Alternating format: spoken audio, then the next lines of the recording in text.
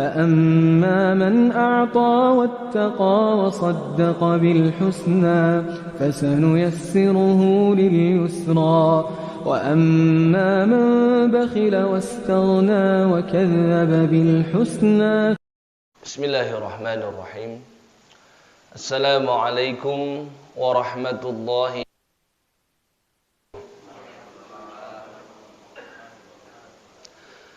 إن الحمد لله نحمده ونستعينه ونستغفره ونعوذ بالله من شرور أنفسنا ومن سيئات أعمالنا. من يهده الله فلا مضل له ومن يضلل فلا هادي له. اللهم صل على محمد وعلى آل محمد كما صليت على آل إبراهيم وبارك على محمد وعلى آل محمد كما باركت على آل إبراهيم في العالمين إنك حميد مجيد. اللهم سبحانك لا علم لنا إلا ما علمتنا إنك أنت العليم الحكيم. وعلمنا ما ينفعنا وانفعنا بما علمتنا. اللهم إنا نسألك علما نافعا ورزقا وعملا متقبلا. ربنا زدنا علما وارزقنا فهما آمين يا رب العالمين. ثم أما بعد, judul kita yaitu adalah membahas tentang kemuliaan dan keutamaan 10 sahabat Nabi yang dijamin surga. Dan sudah kita sampaikan di pertemuan sebelumnya, sesungguhnya tidak hanya 10 orang ini saja yang dijamin surga. Banyak, ada puluhan orang. Bahkan jika kita melihat dalil secara isyarat, itu jumlahnya ratusan bahkan ribuan yang dijamin oleh Nabi SAW dia masuk ke dalam surganya Allah. Tapi kalau berbicara tentang nama-nama yang disebutkan dan orang-orangnya secara spesifik, maka kita akan temukan kisaran puluhan orang saja. Dan ini merupakan keutamaan yang besar bagi orang-orang tersebut. Dan sesungguhnya kita ketahui bersama, zalika fadlullahi yu'tihi man yasha. Yang demikian adalah keutamaan dan karunia dari Allah Subhanahu wa taala, dan Allah berhak untuk memberikan karunia-Nya kepada siapapun yang Dia kehendaki. Bukan yang Muhammad kehendaki, bukan yang kita kehendaki, namun siapapun yang Allah kehendaki. Karena Allah Maha Kuasa, dan ketika Allah menetapkan sesuatu, maka tiada yang mampu untuk merubahnya. Dan Allah telah menetapkan takdir tersebut sejak 50.000 tahun sebelum Dia menciptakan langit dan bumi. Maka ketetapan Allah ini dan karunia Allah ini, yang tersisa bisa kita lakukan hanyalah terus mengharap agar Allah mengucurkan dan melimpahkan karunia-Nya untuk kita semua. Dan kita, sebesar apapun ketakwaan kita, segiat apapun ibadah kita, dan setinggi apapun keilmuan kita, tetap tidak akan pernah mampu untuk mengungguli seorang sahabat di antara Nabi SAW. Satu pun. Bahkan sahabat yang paling rendah keutamaannya, bahkan sahabat yang mungkin bukan sebagai alim ulama, karena sahabat itu bermacam-macam. Ada yang keilmuannya tinggi, ada yang tidak. Bahkan sahabat mungkin yang paling malas untuk ibadah, tetap saja, segiat apapun ibadah kita tidak akan pernah mampu untuk mengungguli mereka. Dan di antara dalil yang sudah kita sampaikan di pertemuan sebelumnya, yang paling jelas menerangkan hal itu, ketika Nabi sampaikan dengan tegas, la tasubbu ashabi. Jangan sekali-kali kalian mencela, menghina sahabatku. Jangan sekali-kali. Abadan, selamanya. Seorang pun, siapapun dia, sepanjang dia adalah sahabat Nabi seperti yang kita sampaikan secara definisinya, yaitu adalah seseorang yang berjumpa dengan Nabi sallallahu alaihi wasallam pada beliau dan wafat dalam kondisi muslim, itu yang paling lengkap tentang sahabat Nabi sallallahu alaihi wasallam. Maka siapapun yang pernah menyaksikan Nabi, siapapun yang pernah beriman kepada Nabi kondisi muslim, maka kita katakan di anhu.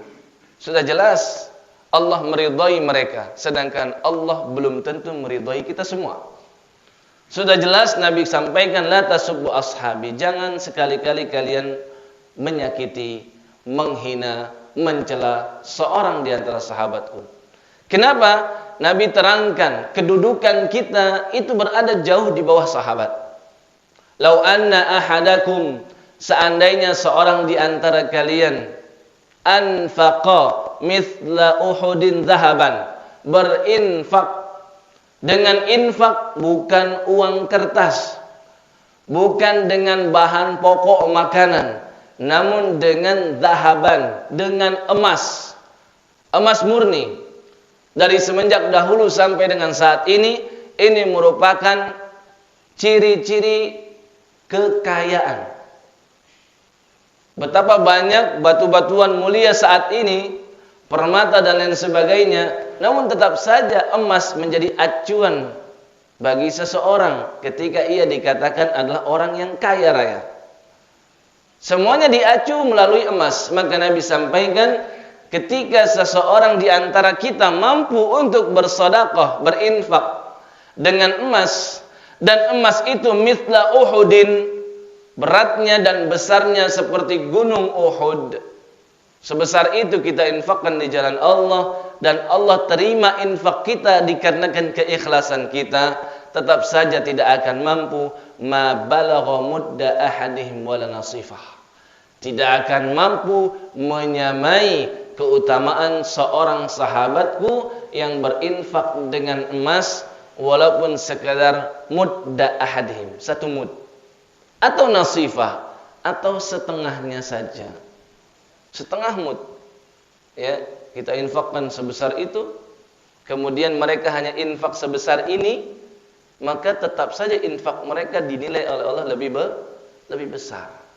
Ini supaya kita mengerti betul, dan supaya kita betul-betul mawas diri dari kelompok-kelompok yang berani-berani dan dengan sembrononya menghina sahabat Nabi sallallahu alaihi wasallam. Dan saat itu kelompok tersebut menjamur. Ya, kita sudah terangkan kelompok Rafidhah namanya. Biasa kita sebut dengan Syiah. Tapi para ulama kita lebih senang menyebutnya dengan nama Rafidhah. Karena kalau nama Syiah itu, ya, secara bahasa itu adalah makna yang baik. Syiah itu pembela artinya. Syiah itu pendukung artinya. Maka tidak pantas sepertinya bagi kelompok-kelompok yang seperti ini, yang kerjaannya setiap hari mencela, menghina sahabat Nabi, kita sebut dengan nama Syiah. Lebih tepat kita sebut dengan nama Rafidhah, karena mereka sudah tertolak, karena mereka sudah keluar dari Ahlus Sunnah wal Jamaah. Bahkan Al-Quranul Karim sendiri yang menyatakan mereka adalah orang-orang kufar. Al-Quran yang mengatakan, ya, di surah Al-Fath, di ayat yang terakhir, ayat 29, Allah Subhanahu wa taala berfirman, liyaghidha bihimul kuffar. Ini kata kuncinya, liyaghidha bihimul kuffar.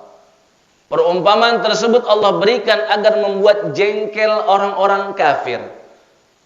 Ya. Perumpamaan seperti apa yang Allah sebutkan? Di awal ayatnya Allah katakan, Muhammadur Rasulullah sallallahu alaihi wasallam. Walladzina ma'ahu asyidda'u 'alal kuffari ruhama'u bainahum. Dan orang-orang yang bersama dengannya. Siapa yang bersama dengan Nabi sallallahu alaihi wasallam? Para sahabat ridwanullahi ta'ala alaihim. Asyidda'u 'alal kuffar ruhama'u bainahum. Karakteristik mereka itu keras terhadap orang-orang kafir. Dan ruhama'u bainahum, tapi begitu kasih dan sayang terhadap sesama mereka. yaitu sesama kaum muslimin. Kemudian Allah ceritakan mereka itu rajin ruku', mereka itu rajin sujud, yakni bermakna mereka itu rajin salat. Kemudian simahum fi wujuhim min athari sujud, pada wajah mereka itu terlihat betapa mereka itu adalah orang-orang yang ahli sujud, dan itu perumpamaan di dalam kitab Taurat. Sedangkan perumpamaan di kitab Injil, mereka seolah seperti benih yang tumbuh akhirnya memiliki tunas. Tunas itu semakin meninggi, semakin tinggi batangnya, semakin keras batangnya, semakin kokoh. Dan itu perumpamaan yang ada di dalam kitab Injil. Kemudian Allah tutup ayat tersebut, liyaghidha bihimul kuffar. Hal itu sengaja Allah berikan perumpamaan untuk membuat jengkel orang-orang kafir. Maka siapapun yang jengkel sehingga menghina salah seorang Nabi sallallahu alaihi wasallam, maka dia masuk ke dalam ayat ini, liyaghidha bihimul kuffar. Dan itulah perkataan Imam Malik bin Anas rahimahullah, salah seorang imam mazhab dan ahlu sunnah wal jamaah. Maka jangan ragu untuk mengatakan mereka sudah keluar dari agama Islam. Jangan ragu untuk katakan mereka itu sudah tidak berhak lagi untuk melabelkan dirinya beragama Islam. Kadang orang yang tidak mengerti membentur-benturkan, mengatakan bahwasanya Islam itu ada yang Sunni, ada yang Syi'i. Antara Sunni dengan Syi'i itu seperti perbedaan antara mazhab. Jauh sekali. Ini sudah dikatakan sekte baru, lain lagi mereka. Sudah keluar dari akidah Islamiyah. Ya. Maka inilah yang tersisa bisa kita lakukan adalah apa? Kita berharap kepada Allah, semoga Allah mengumpulkan kita bersama dengan mereka. Semoga Allah meninggikan kemuliaan untuk kita semua, sehingga kelak nanti kita di yaumil qiyamah membersamai mereka, berada di surganya Allah, berada di surga Firdaus yang a'la. Bayangkan di antara sahabat saja ada yang tidak masuk surga tanpa hisab. Bagaimana dengan kita yang bukan sahabat? Ya, bagaimana kita yang bukan sahabat? Ada beberapa sahabat Nabi yang tidak berhak masuk surga tanpa hisab dan tanpa azab. Bagaimana dengan kita yang bukan sahabat? Tabi'ut tabi'in bukan, orang soleh bukan, ulama bukan, kiai bukan, dan lain sebagainya. Maka ini harus kita ketahui kadar kita sesungguhnya dibandingkan dengan para sahabat Nabi sallallahu alaihi wasallam, agar kita senantiasa memuliakan mereka dan tidak terbersit pikiran sedikit pun untuk sekalipun menghina mereka. Ya. Nah, maka sahabat yang paling tepat untuk kita bahas tentunya utama di antara seluruh sahabat. Dan kita akan awali kesaksian dari Allah Ta'ala anhuma. Dia adalah putra dari Umar bin Khattab radhiyallahu taala anhuma. Ya, apa kesaksian dia? Dia berucap, dan ini diabadikan oleh Al-Imam Muhammad bin Ismail bin Ibrahim Al-Bukhari, yaitu Al-Imam Bukhari. Yang kita tahu semua, kitab yang beliau buat itulah kitab yang paling sahih setelah Al-Qur'anul Karim. Ya. Dialah yang pernah masuk ke dalam mimpi salah seorang ulama, yang mana dia bermimpi Nabi sallallahu alaihi wasallam sedang berjalan, ka'annahu yamshi wa Muhammad bin Ismail yamshi khalfah. Sedangkan Al-Imam Al-Bukhari itu berjalan juga di belakang Nabi sallallahu alaihi wasallam. Kullama rafa'an Nabi sallallahu alaihi wasallam qadamah, setiap kali Nabi angkat kakinya untuk melangkah, maka setiap kali itu Al-Imam Al-Bukhari mengikuti jejak Nabi sallallahu alaihi wasallam.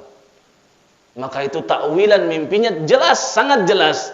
Dia adalah orang yang paling memperhatikan jejak-jejak Nabi sallallahu alaihi wasallam di dalam sabdanya, baik ucapan, perbuatan maupun keputusan dan pembenaran dari beliau terhadap sahabat-sahabatnya.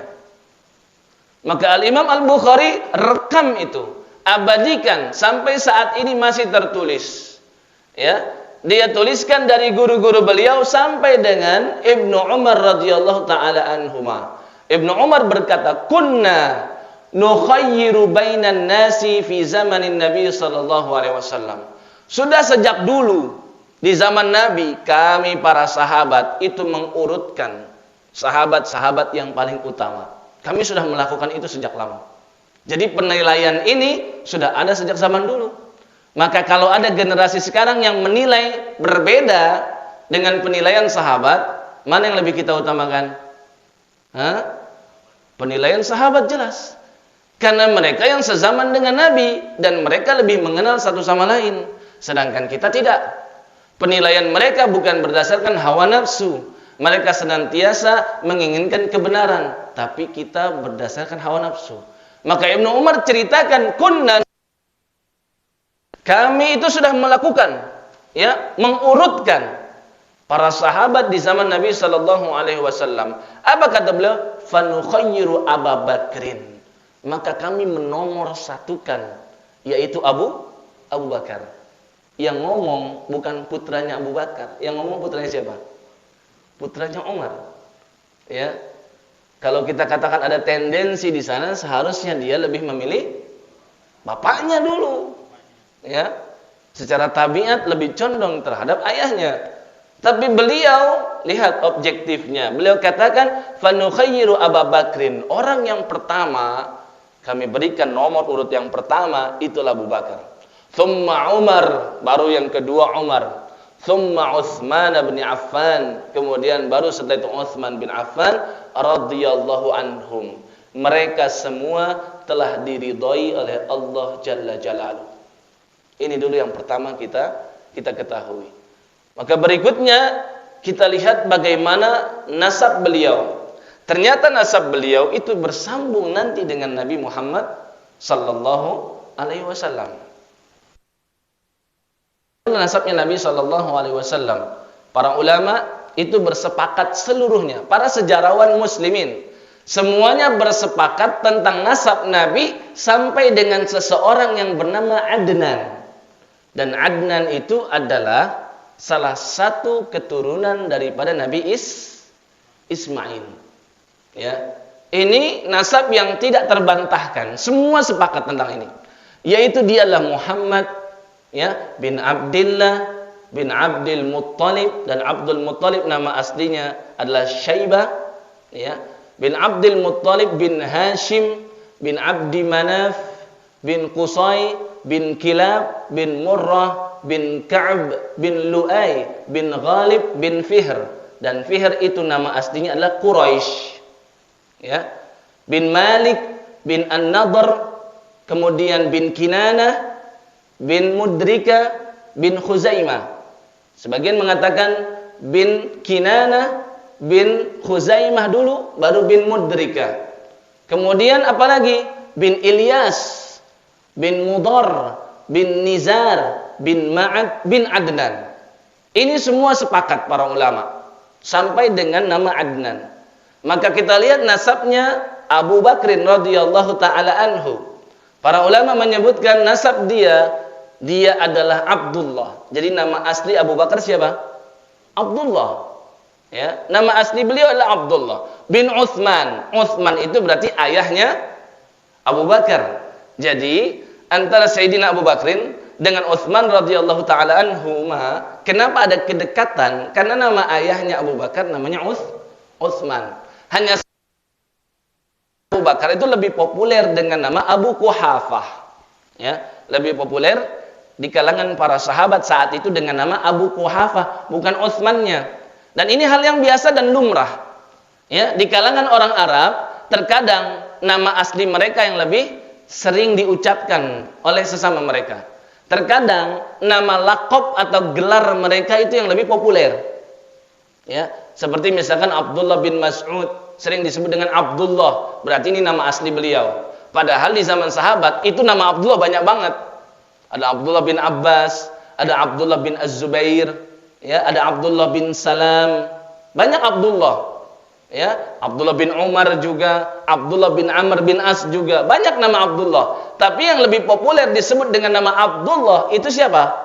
Abdullah bin Mas'ud, guru besar Quran dari kalangan sahabat. Dan guru besar Quran sepanjang sejarah sampai dengan yaumil qiyamah. Terkadang ada yang lebih dikenal dengan apa? Dengan nama laqabnya, ya, dengan nama gelaran atau sebutannya. Ya, seperti misalkan para sahabat menyebut dengan nama Al-Faruq. Al-Faruq itu adalah laqab untuk siapa? Umar bin Khattab. Karena Al-Faruq itu adalah pemisah dan pembeda. Yang dimaksud adalah kehadiran Umar itu bisa membedakan antara yang hak dengan yang batil. Ya, terkadang ada yang lebih dikenal dengan nama kunyahnya. Kunyah itu nama yang dikaitkan dengan anak atau dikaitkan dengan ayah atau ada sebab-sebab yang lain. Ya, seperti siapa? Seperti Ibnu Abbas, artinya putranya si Al-Abbas. Nah, itu namanya kunyah. Ya. Abu Abdillah misalkan atau Abul Qasim, kunyahnya Nabi Muhammad sallallahu alaihi wasallam karena putra pertama beliau adalah Al-Qasim. Nah, ini biasa. Maka Abdullah yang satu ini lebih dikenal dengan nama Abu Bakrin. Dia putranya Utsman. Utsman itu lebih dikenal dengan nama Abu Quhafah. Ayahnya Abu Bakrin namanya Abu Quhafah. Abu Quhafah ini anaknya siapa? Anaknya Amir. Amir ini anaknya siapa? Anaknya Amr. Amr ini anaknya siapa? Anaknya Sa'ad. Sa'ad ini anaknya siapa? Anaknya Taim. Dan Taim itu adalah anaknya Murrah. Dan tadi namanya Murrah. Kita ulang lagi tadi kan, Muhammad bin Abdullah bin Abdul Muttalib bin Hashim bin Abdi Manaf bin Qusay bin Kilab bin Murrah. Ya. Jadi orang yang ketujuh setelah disebut nama Nabi Muhammad SAW. Berarti kalau ayah Nabi tidak kita hitung, berarti Murrah itu kakek sallallahu alaihi wasallam. Murrah itu kakek ke-6 karena kakek pertamanya adalah Abdul Muttalib. Nama aslinya tadi siapa? Syaibah. Ya, putranya Hashim. Hashim nama aslinya siapa? Amr. Ya. Nah, kemudian kalau tadi Abu Bakar, namanya siapa? Abdullah bin Utsman bin Amir bin Amr bin Sa'ad bin Taim bin Murrah. Berarti kalau kita tidak hitung si Abu Quhafah alias Utsman ayahnya Abu Bakrin, berarti kakek kelimanya Abu Bakar. Jadi nasabnya Rasul dengan nasabnya Abu Bakar nanti berjumpa dengan seseorang namanya Murrah. Murrah bagi Nabi Muhammad SAW itu kakek yang ke-6. Murrah bagi Abu Bakrin itu kakek yang ke-5. Ya, Bapak Ibu nggak usah heran orang Arab tuh bisa tahu sedetail ini nasab. Karena sejak zaman dulu mereka tuh menjaga nasab mereka. Kayak gini Pak ya. Kita kakek kedua aja sudah nggak ingat kadang. Saya pun juga baru ingat sampai kakek ketiga saya. Ya, saya tuh Hikmatiar bin Herianto bin Dibyo ya bin udah lupa saya. Ya, kita begitu. Orang Arab terbiasa. Mereka senantiasa mengingat nasab mereka. Dan kadang mereka menamakan putra mereka seperti nama ayah mereka. Sehingga antara kakek dengan cucu namanya sama. Itu banyak di antara mereka begitu. Karena mengingat tentang ayah mereka. Maka putra mereka dinamakan dengan nama ayah mereka. Maka nggak usah aneh. Kadang orang Arab kalau ditanya nasabnya Muhammad bin Ahmad bin Muhammad lagi. Bin Ahmad. Ya, bin Hamadah dan lain sebagainya. Ya, orang Arab terbiasa begitu. Nah, yang lebih menarik apa? Rasul itu lebih tua daripada Abu Bakar. Ya, kurang lebih jaraknya 2 tahun setengah, 2 tahun 6 bulan. Padahal dari segi umur Rasul lebih tua dari Abu Bakar. Tapi kalau lihat nasabnya, ya, ternyata ya Rasul itu kelihatannya lebih muda kalau dilihat dari nasab. Ya, sedangkan ayahnya Abu Bakrin itu juga pada akhirnya menjadi sahabat. Dan ini Pak menjadi keutamaan betul-betul bagi Abu Bakar. Bayangkan, Abu Bakar itu 4 generasi semuanya menjadi sahabat Nabi. Ayahnya Abu Bakar tadi Abu Quhafah, dia sahabat karena berjumpa dengan Nabi Muhammad SAW, beriman kepada Nabi dan wafat dalam kondisi Muslim. Sedangkan Umar Ibnul Khattab, Al-Khattab itu nggak beriman. Al-Khattab itu termasuk musuhnya Nabi Muhammad sallallahu alaihi wasallam. Ayahnya Umar Al-Khattab itu termasuk hatersnya Nabi Muhammad sallallahu alaihi wasallam. Abu Bakar ayahnya masuk Islam. Abu Bakarnya 2 generasi putra-putri kan. Ada namanya Aisyah, ada namanya Asma binti Abu Bakar. Kita ambil Asma deh. Kenapa? Karena Sayyidah Aisyah tidak punya anak. Asma binti Abu Bakar istrinya siapa? Abdullah bin Zubair. Ya. Istrinya Az-Zubair bin Al-Awwam. Sahabat Nabi di antara yang 10 tuh Az-Zubair bin Awwam. Ya, Asma punya putra dari hasil dia dengan Az-Zubair bin Awwam, namanya Abdullah bin Az-Zubair. Dan Abdullah bin Zubair itu adalah sahabat pertama yang dilahirkan setelah Nabi hijrah. Ya, jadi setelah Nabi hijrah bersama sahabat, Asma binti Abu Bakar itu melahirkan putra. Namanya siapa? Abdullah. Jadi 4 generasi semua. Ya, Abu Quhafahnya, Abu Bakarnya, Asma binti Abu Bakar, dan Abdullah bin Zubair. Ini keempat-empatnya sahabat. Dan ini enggak ada sahabat satupun yang seperti ini. 4 generasi semuanya berjumpa dengan Nabi. Maka ini keberkahan yang sangat besar bagi keluarganya Abu Bakar.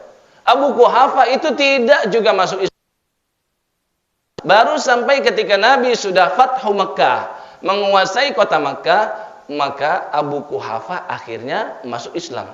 Dan banyak di antara sebab-sebabnya kenapa beliau itu telat untuk masuk Islam. Di antara karena sudah sangat tua renta. Ya, di antara bayangkan kan Nabi itu diangkat menjadi rasul itu di umur 40. Tadi Abu Bakar beda 2 tahun setengah. Berarti kan orang tuanya Abu Bakar, ya kalau kita lihat rata-rata orang sekarang, beda antara anak dengan ayahnya. Mungkin 20 tahunan lah, itu paling dekat lah. Berarti kan umurnya sudah 60 tahunan kan, kurang lebih seperti itu kan kalau kita bayangkan. Ya, kasarnya seperti itu. Maka disebabkan karena tuanya dia, ya mungkin dia berpikir tidak mampu nanti berjuang, maka tak kunjung juga bersyahadat di hadapan Nabi sallallahu alaihi wasallam. Atau mungkin di dalam hatinya sudah merasa ini adalah kebenaran. Ya, tapi mungkin berat untuk mengucapkan karena teringat dengan yang seletingan beliau, sangkatan beliau yang tidak juga masuk Islam. Ya, yang senior-seniornya dari kalangan Quraisy. Maka ketika Nabi Fathu Makkah berhasil memasuki kota Makkah, Nabi kemudian sholat di dalam Ka'bah. Kemudian setelah keluar dari Ka'bah, tiba-tiba Sayyidina Abu Bakrin radhiyallahu taala anhu menuntun ayahnya Abu Quhafah, dan ayahnya saat itu sudah mengalami kebutaan pada matanya. Maka melihat hal itu, karena kita tahu Pak, Nabi itu sangat kasih dan Nabi itu adabnya luar biasa. Maka Nabi SAW justru malah bersabda, "Halla tarakta syekh fi baiti." Abu Bakar, kenapa enggak kamu biarkan ayahmu yang sudah tua ini biarkan di rumah? Hatta akuna atihi, sehingga aku bisa mendatangi dia. Jangan dia yang disuruh mendatangi aku. Kata Nabi SAW kepada Abu Bakar begitu. Padahal dia belum masuk Islam. Tapi Rasul mengatakan, kenapa enggak biarkan di rumah aja? Aku yang datang ke rumah, gak usah repot-repot. Maka apa perkataan Abu Bakar? Nah, ini menunjukkan kecintaan yang paling sempurna terhadap Nabi. Menunjukkan keimanan yang paling sempurna. Karena dia mengetahui betul, Nabi bersabda, "La yu'minu ahadukum hatta akuna ahabba ilaih min walidihi wa waladihi wan nasi ajma'in." Tidak sempurna keimanan seorang pun di antara kalian. Tidak sempurna. Sampai telah menjadikan aku, kata Nabi SAW, lebih dicintai bagi dia dibandingkan orang tuanya, dibandingkan anak-anaknya, wan nasi ajmain, dan dibandingkan seluruh manusia yang ada di atas muka bumi. Ya, maka Abu Bakar menjalankan dan mengamalkan hadis tersebut. Bahkan dibandingkan jiwa raganya sendiri. Dulu pernah Sayyidina Umar bin Khattab berkata kepada Nabi SAW, "Ya Rasulullah, wallahi, ya Rasul, demi Allah, la anta ahabbu ilayya, ya, sungguh engkau lebih aku cintai min kulli syai'in illa min nafsi, dibandingkan segala sesuatu kecuali dibandingkan nyawaku." Ya, maka Nabi SAW apa komentarnya? "La ya Umar, belum cukup wahai Umar. Hatta akuna ahabba ilaika min nafsik." Baru dikatakan sempurna sampai engkau menjadikan diriku Kata Nabi, lebih dicintai bahkan dibandingkan nyawamu sendiri. Kata Nabi begitu. Maka apa komentar Umar? Ya, fa innal ana wallahi, ketahui ya Rasul, mulai saat ini demi Allah engkau lebih aku cintai bahkan dibandingkan nyawaku sendiri. Ya, seperti itu kecintaan para sahabat. Maka Abu Bakrin juga demikian, walaupun ayahnya sendiri. Ya, tapi sebagai bentuk adab, karena Rasul itulah yang akan menyelamatkan seluruh umat, kan? Seperti yang diklaim oleh orang-orang lain. Ya, Nabi SAW itu adalah juru selamat. Maka Abu Bakar yang menuntun ayahnya, padahal sudah buta, sudah tua, mendatangi Nabi SAW, menyatakan kata-kata yang sangat menarik. Wallahi, demi Allah, ya Rasulullah, wahai Nabi SAW, huwa ahaqqu an yamshiya ilaik. Ayahku ini lebih berhak dan lebih berkewajiban untuk ya anta ilaihi, dari hampiri dia. Ucapan itu didengar oleh ayahnya sendiri, oleh Nabi. Ngusap-ngusap dadanya Abu Quhafah. Kemudian Nabi bersabda, aslam. Penuh kelembutan, Nabi bersabda, masuk Islamlah wahai kamu Abu Quhafah. Taslam, dan engkau akan mendapatkan keselamatan baik di dunia maupun di akhirat. Maka apa yang terjadi? Abu Quhafah lakukan, masuk Islam dia. Ya, maka setelah Abu Quhafah menyatakan syahadat dan masuk Islam, maka Abu Bakar melihat raut wajah kesedihan pada Nabi Muhammad SAW. Kenapa, Pak? Nabi teringat dengan pamannya Abu Talib. Besarkan hati Nabi Muhammad SAW, maka Abu Bakar berkata, bil haq, demi Allah yang telah mengutusmu SAW, la islamu Abi Talib, ya, keislamannya Abu Talib, karena aqarra, sungguh hal itu lebih menyenangkan aini, bagi pandangan mataku, daripada min islamihi, daripada keislaman ayahku sendiri. Enggak. Ya, sesaat Nabi itu teringat, ini orang tua Abu Bakar berhasil masuk Islam melalui putranya sendiri, ya. Tapi Nabi SAW tidak mampu menjadikan masuk Islamnya Abu Talib. Ya, dan kita tahu Nabi itu sangat kecewa saat mengetahui Abu Talib wafat dalam kondisi musyrik. Maka Abu Bakar membesarkan hatinya Nabi Muhammad SAW. Ya Rasul, walaupun ayahku ini sudah masuk Islam, sungguh seandainya Abu Talib yang masuk Islam, hal itu lebih menyenangkan hatiku dibandingkan masuk Islamnya ayahku sendiri. Nabi Muhammad SAW. Adapun ibundanya Abu Bakrin itu juga masuk ke dalam agama Islam, muslimah juga, dan dia bernama Salma binti Sakhar, dan dia masuk Islam bersama dengan suaminya. Ya, jadi lengkap itu sudah. Kedua orang tuanya Abu Bakar masuk ke dalam agama Islam. Ya, maka kata Az-Zubair bin Awwam, Nabi SAW itu juga pernah memberikan laqab gelar bagi Abu Bakar selain As-Siddiq. Ya, Siddiq itu yang menyebut siapa? Yang menggelari siapa? Memberikan gelar Rasul sendiri. Ketika Rasul sedang naik di atas gunung Uhud, tiba-tiba gunung Uhud gempa, maka Nabi bersabda, ihdi ya Uhud, tenang wahai gunung Uhud, karena sesungguhnya di atasmu ada Nabi, ada As-Siddiq, dan ada syahidain, ada dua orang yang kelak mati syahid. Saat itu Nabi sedang berempat, Nabi Muhammad SAW, Abu Bakar, Umar, dan Utsman. Dan benar apa yang diucapkan oleh Nabi.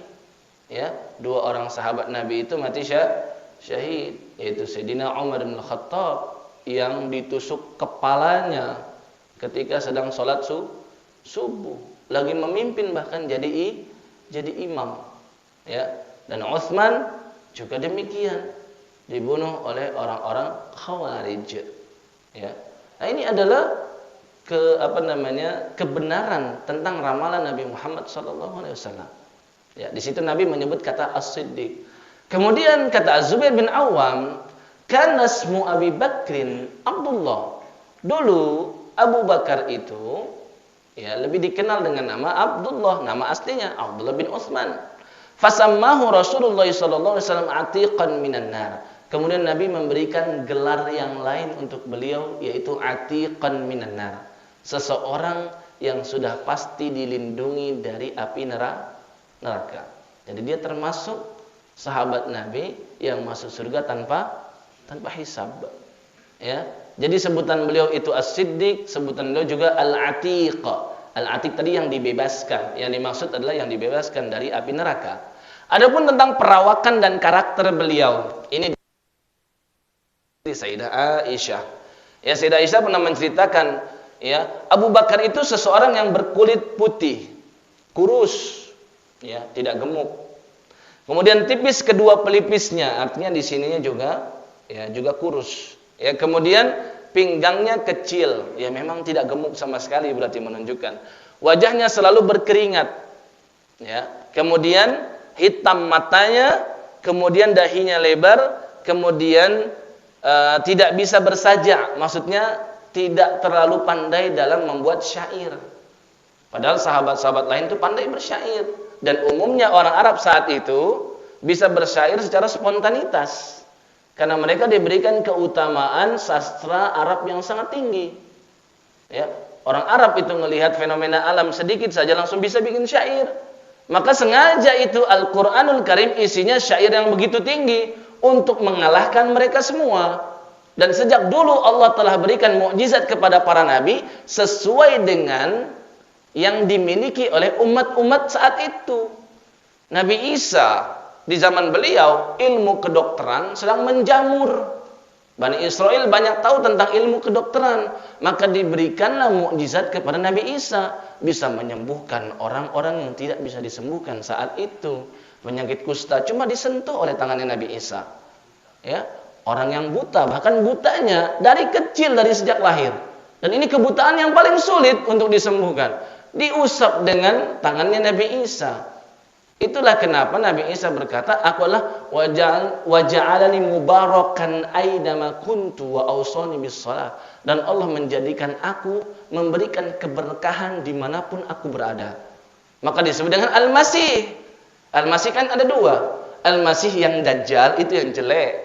Ada Al-Masih yang bagus, yaitu Nabi Isa. Al-Masih dari kata masaha, yang sering mengusap. Setiap diusap itu sembuh. Bahkan tidak hanya wa ubri'ul akmah wal abrasa wa uhyil mauta biiznillah. Ini ilmu kedokteran yang paling tinggi, yang sampai sekarang para dokter nggak bisa, yaitu menghidupkan orang yang sudah mati. Dan itu cita-cita tertinggi para dokter itu. Ya, mereka memiliki mimpi bagaimana kita bisa untuk menghidupkan yang sudah mati. Maka diberikanlah mukjizat untuk mengalahkan mereka semua. Begitu. Saat itu ilmu sihir menjamur. Ya, para penyihirnya Fir'aun dengan tali, dengan kabel dan yang sebagainya itu bisa dirubah menjadi ular. Maka Allah berikan mukjizat yang semisal, tapi tidak bisa mereka lakukan. Begitu juga Nabi Muhammad sallallahu alaihi wasallam diberikan mukjizat Al-Qur'an yang syairnya dan sastranya luar biasa, orang Arab pun mengakui saat itu. Maka dijelaskan oleh Sayyidah Aisyah, Abu Bakar itu kurang pandai dalam bersajak, kurang pandai mewarnai janggutnya dengan inai. Di dalam Tabaqat Ibnu Sa'ad, ya, wajib tahu detailnya seperti ini karena dijaga betul riwayat itu, karena riwayat dalam agama Islam itu bagian daripada agama. Karena saking ilmiahnya agama kita Islam, ya. Nah, kemudian Amirul Mukminin Abu Bakar adalah seorang yang sangat rendah hati, tawadhu. Ya, sangat tawadhu, bahkan kepada sahabat lain yang lebih junior, bahkan kepada sahabat lain yang baru saja masuk Islam, Abu Bakar itu tetap orang yang sangat tawadhu. Ya. Dan ketawadhuan ini menjamur kepada sahabat-sahabat yang lain. Seandainya Abu Bakar itu sombong, mungkin Umar juga ikut sombong. Tapi karena yang paling utama itu sudah tawadhu, maka yang di bawah-bawahnya ikutan juga tawadhu. Itulah kenapa para muhajirin senantiasa berkata kepada orang-orang Ansor yang baru saja masuk Islam, ya, kalian itu dosanya sudah dihapuskan semuanya oleh Allah dengan masuknya Islam kalian. Kalian lebih utama daripada kami.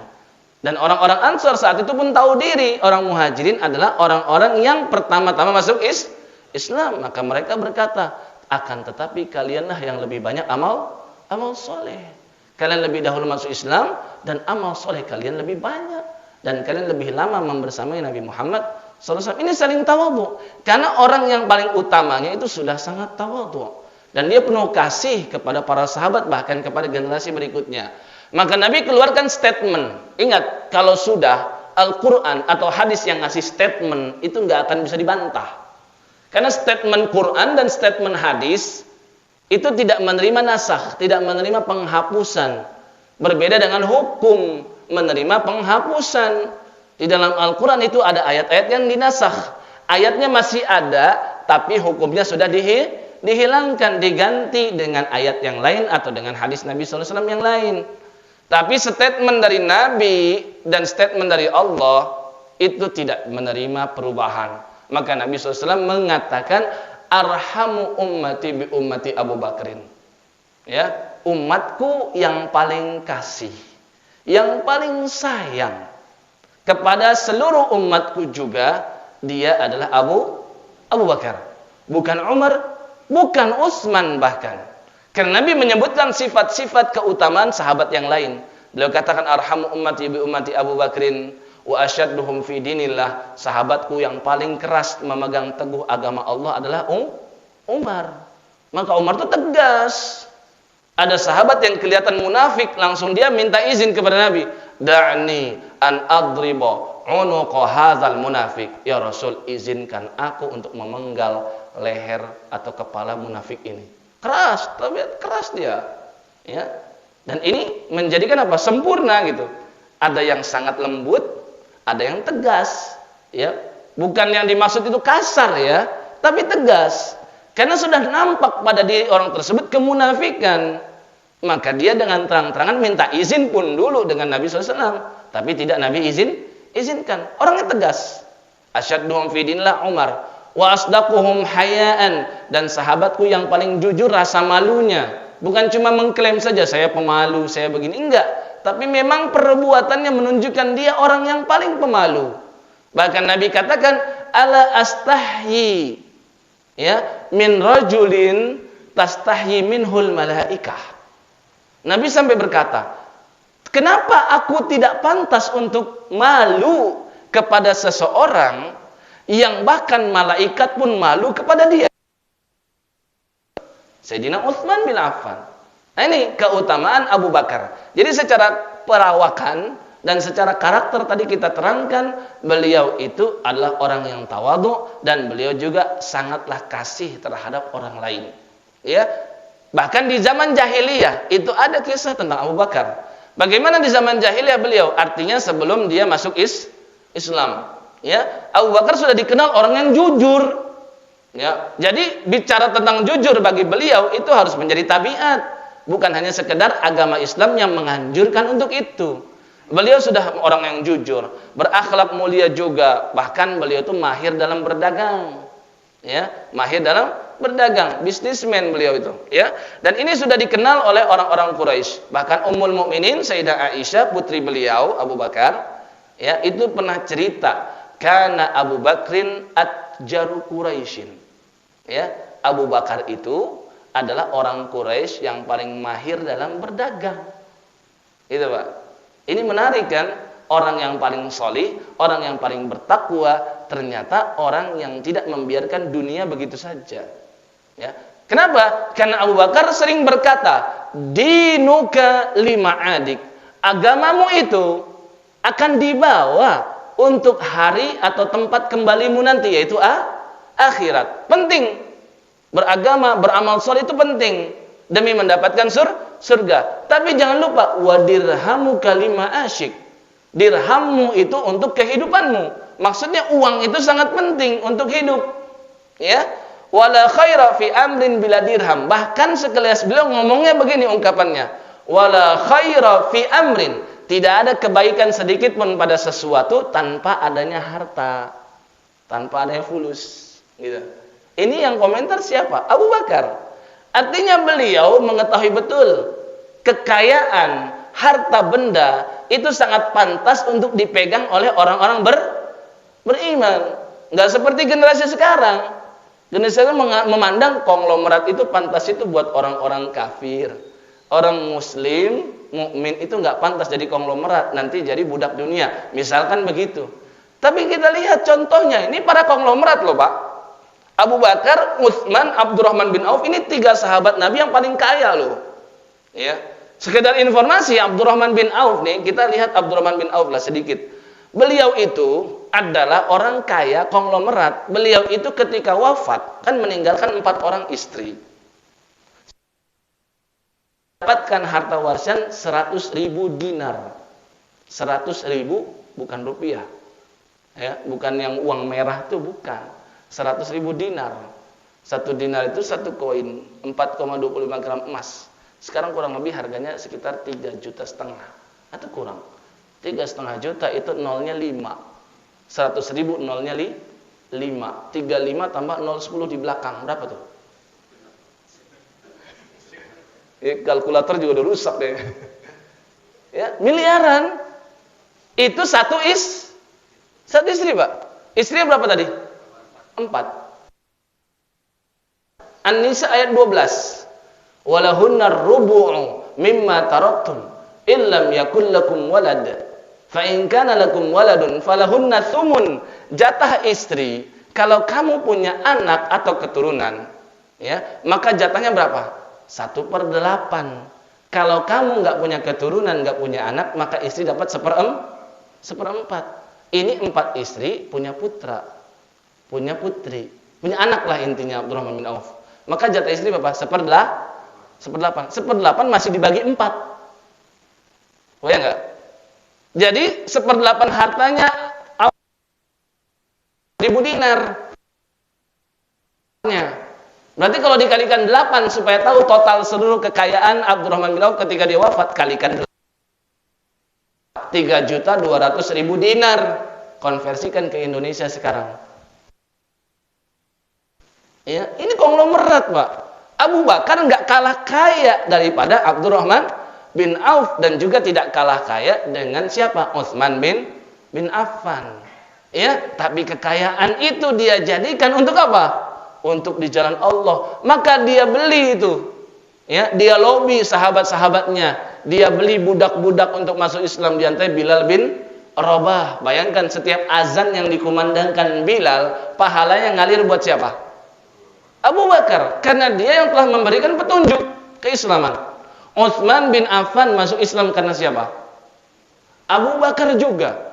Bayangkan Utsman bin Affan itu sedekahnya kayak apa? 1.000 dinar langsung dia kasihkan di depan Nabi SAW. Ya, 1.000 dinar nggak tanggung-tanggung. Sekali sedekah, Pak. Kita sekali sedekah berapa? 1.000 rupiah. Ya, begitu. Dan setiap kali itu mengalir ke siapa? Abu Bakar yang menjadi orang yang pertama mengarahkan mereka-mereka itu untuk masuk Islam. Karena Nabi terangkan, man dalla ala khairin falahu mithlu ajri fa'ilih. Siapapun yang menunjukkan kepada kebaikan, dan kebaikan terbesar itu apa? Masuk ke dalam agama Islam. Ya, dari kekufuran menuju keimanan, itu kebaikan. Siapapun yang menunjukkan kepada kebaikan, maka orang yang menunjukkan itu mendapatkan pahala seperti yang melakukan, tanpa mengurangi pahala orang yang melakukan sedikit pun. Ya, siapa lagi? Sayyidina Abdurrahman bin Auf, Sayyidina Talha bin Ubaidillah, Sayyidina Az-Zubair bin Awam, itu semuanya orang-orang yang dijamin surga dan mereka masuk Islam melalui siapa? Abu Bakar radhiyallahu taala. Ini keutamaan yang sangat besar. Maka nggak bisa dibantah, Pak. Nggak bisa dibantah. Orang mau menyebutkan hadis apapun, mau menyebutkan argumentasi apapun, mengatakan misalkan Sayyidina Ali itu di atasnya Abu Bakar, nggak bisa. Karena betapa banyak dalil-dalil yang menunjukkan memang Abu Bakar itu jauh lebih hebat daripada Sayyidina Ali bin Abi Thalib. Kan kalau orang-orang Rafidhah mengatakan begitu. Ya, bahkan sampai kelewat batas itu mereka. Keblinger kalau kata orang. Sampai mengatakan Jibril itu salah alamat. Ngasih wahyu kepada Muhammad. Harusnya ngasih wahyu kepada Ali bin Abi Thalib, sampai begitu, Pak. Makanya orang-orang Rafidhah sekarang, yang sekarang itu kebanyakan mereka tuh Syiah Itsna Asyariyah. Syiah Itsna Asyariyah itu yang memandang ada 12 imam yang maksum. Ya. Yang paling pertama ya Ali bin Abi Thalib, itu dalam pandangan mereka maksum. Tahu maksum kan, Pak? Terbebas dari dosa. Sedangkan yang maksum itu hanya siapa? Para nabi dan rasul. Dan kemaksuman itu sudah hilang dari atas muka bumi semenjak Rasulullah SAW wafat. Ya. Mereka mengatakan Ali itu maksum. Ya, bayangkan putranya Ali Al-Hasan juga maksum, imam yang kedua. Adiknya Al-Hasan yaitu Al-Husain juga maksum. Sampai dengan yang ke-12 yang sedang mereka tunggu, Al-Imam Al-Muntazir yaitu Imam Mahdi, itu kata mereka imam yang ke-12. Dan saking kebelingernya mereka sampai melebihkan imam di atas nabi. Nah, ini udah sangat kebangetan. Ya. Jadi kalau kita lihat dalil-dalil yang ada semakin menunjukkan apa? Abu Bakar itulah yang terbaik. Jadi tadi perawakan beliau, karakter beliau itu pandai dagang, jujur, berakhlak mulia, dan beliau itu juga ternyata memiliki ya kelebihan, yaitu kelebihannya dia sangat tahu tentang nasabnya orang-orang Quraisy. Nah, ini keutamaan ini, Pak. Ya, ini kelebihan di mata masyarakat saat itu. Artinya kalau dia tahu si fulan bani apa, itu dia langsung bisa ngurutkan nasabnya. Si fulan putranya siapa, itu dia langsung tahu. Ini baninya ini, klannya ini. Dia sangat tahu. Kan Nabi SAW yang bersabda, "Fa inna Abu Bakrin a'lamu Quraisyin bi ansabiha." Abu Bakar itu adalah seorang Quraisy yang paling mengetahui tentang nasab mereka, yaitu nasab orang-orang Quraisy. Jadi Abu Bakar itu tahu banget ini si Umar. Umar itu anaknya siapa, kakeknya siapa, sampai dengan Quraisy nanti ketemu. Ya, si fulan, ini juga Quraisy nanti ketemu. Abu Bakar itu paling ngerti tentang hal itu. Nah, itu diantara kelebihan. Ya. Dan juga kelebihan beliau tadi jujur, berakhlak mulia. Ternyata di zaman jahiliyah beliau tuh nggak termasuk yang suka hura-hura kayak kebanyakan sahabat. Ya.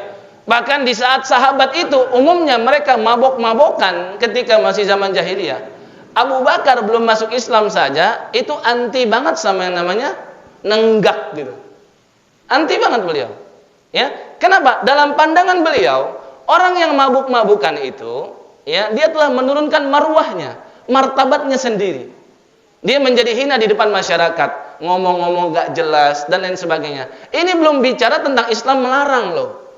Ya, dan kita tahu, Pak, saking ya sulitnya khamr itu lepas dari kaum muslimin saat itu, yaitu para sahabat, itu sampai-sampai Al-Qur'an menurunkan tentang keharaman khamr itu bertahap. Awalnya di surat An-Nahl tuh, di surat yang ke-16, di ayat ke-67 Allah menceritakan tentang kehalalan khamr. Wa min thamaratin nakhili wal a'nabi tattakhiduna minhu sakaran wa rizqan hasana. Dan dari buah-buahan, buah kurma, tamarat, ya, dan a'nab, buah anggur. Ini dua buah yang biasa mereka jadikan sebagai bahan baku untuk membuat khamr atau arak. Gak cuma anggur, kurma juga bisa, Pak. Ya, kurma Bapak Ibu rendam aja tuh. Ya, 1 hari, 2 hari, 3 hari jadi infused water bagus. Hari keempat, hari kelima itu sudah berbusa, berbuih. Dikocok sedikit meledak itu. Kenapa? Sudah mulai berubah zatnya. Diminum teler itu, Pak. Ya, maksudnya memabukkan. Itu Al-Qur'an menjelaskan, tattakhiduna minhu sakaron. Kalian jadikan buah-buahan itu sebagai apa? Sakaro. Sesuatu yang memabukkan, yaitu mereka membuat khamr. Dulu masih dihalalkan. Sampai akhirnya apa? Al-Qur'an turunkan di surat Al-Baqarah ayat 219 tentang wa yas'alunaka 'anil khamri wal maisir. Mereka bertanya kepada engkau Muhammad tentang khamr dan judi. Qul fihi ma itsmun kabirun. Allah enggak langsung larang, tapi Allah ingin mengambil pendekatan logika bagi mereka. Allah berfirman, katakan Muhammad, di dalam judi dan di dalam khamr itu ada itsmun, ada keburukan. Dan juga ada manfaat, dapat untung, ya, bisa ngefly, melupakan masalah sesaat. Misalkan kalau kita mau cari-cari manfaatnya. Tapi kata Allah, wa itsmuhuma akbaru min naf'ihima. Ya, keburukannya jauh lebih besar daripada kebaikannya. Maka di situ sahabat sudah mulai mikir, oh kayaknya khamr ini nggak bagus. Isyarat-isyarat dari Al-Quran menyebutkan kayaknya khamr harus kita tinggalkan. Tapi karena nggak ada larangan, maka banyak sahabat tetap minum, masih banyak. Sampai akhirnya kejadian, ya. Dalam sebuah riwayat dikatakan yang melakukan Sayyidina Ali bin Abi Thalib. Dalam riwayat lain tidak disebutkan nama sahabatnya. Ketika sedang sholat, dia memimpin sholat membaca surah Al-Kafirun yang harusnya qul ya ayyuhal kafirun la a'budu ma ta'budun. Dia baca qul ya ayyuhal kafirun a'budu ma ta'budun. Ini fatal artinya. La a'budu kan aku tidak menyembah. Ma ta'budun apa yang kalian sembah. Kalau la-nya kita hilangkan artinya jadi apa? Ya, aku menyembah. Ini fatal. Lagi sholat, mimpin lagi imam. Kenapa gara-garanya? Sebelum sholat dia nenggak dulu, belum sadar sepenuhnya. Maka Allah turunkan surat An-Nisa ayat 43. Ya ayyuhalladzina amanu la taqrabus salata wa antum sukara hatta ta'lamu ma taqulun. Wahai orang-orang yang telah mengaku dirinya beriman, jangan kalian dekati sholat, jangan berjamaah ke masjid, jangan memulai sholat ketika apa? Wa antum sukaro, kamu masih ada pengaruh mabuk dari minuman khamrmu. Ya, maka mulai saat itu para sahabat apa? Mulai tahu ini ada larangan. Tapi larangannya di waktu-waktu tertentu, yaitu sebelum sholat. Di luar itu apa? Masih nenggak mereka. Sampai akhirnya apa? Diturunkan surah Al-Maidah ayat 90, ini keharaman total. Ya ayyuhalladzina amanu innamal khamru wal maisir wal ansab wal azlam rijsum min amali syaitan fajtanibuh. Kata Allah, wahai orang-orang yang telah mengaku dirinya beriman, sesungguhnya khamr, ya, innamal khamru wal maisir, judi, al-ansab, memberikan sesajen kepada patung-patung sesembahan, wal azlam, mengundi nasib dengan anak panah saat itu, dan dengan media-media yang lain di zaman sekarang. Semuanya rijsun min amali syaitan, perbuatan kotor yang biasa dilakukan oleh syaitan. Fajtanibu, tinggalkan total. Maka total semua sahabat langsung keluarkan itu khamr-khamr, arak-arak yang disimpan di rumah. Sampai diterangkan oleh para sahabat, jalanan-jalanan Madinah itu menggenang air, bukan banjir karena hujan, tapi karena saking banyaknya sahabat yang menyimpan khamr di rumah. Abu Bakar bahkan belum masuk Islam, enggak meminum sedikit pun. Ini keutamaan khusus. Di saat kebanyakan orang itu masih jahiliyah, Abu Bakar ternyata tidak ikut-ikutan dalam tren zaman saat itu. Ya, ini di antara keutamaan Sayyidina Abu Bakrin.